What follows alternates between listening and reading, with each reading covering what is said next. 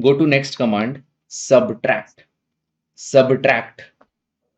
Now it is asking select solid surface or region to subtract from. From where you want to subtract. Suppose I want to subtract from this particular solid body. Okay, select object, one found, enter. Now, which one you want to subtract? Suppose I want to subtract only this cylinder. So select that cylinder only and enter. So that cylinder will be removed from this particular. So that cylinder will remove that particular solid. I hope this is clear.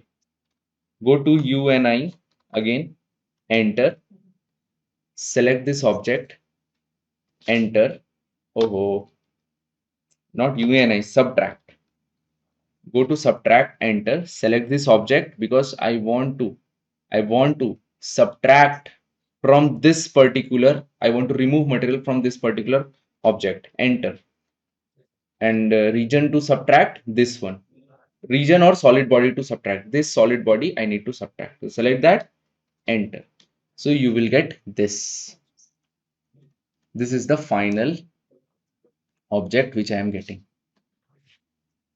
I hope this is clear. So that's the subtract command.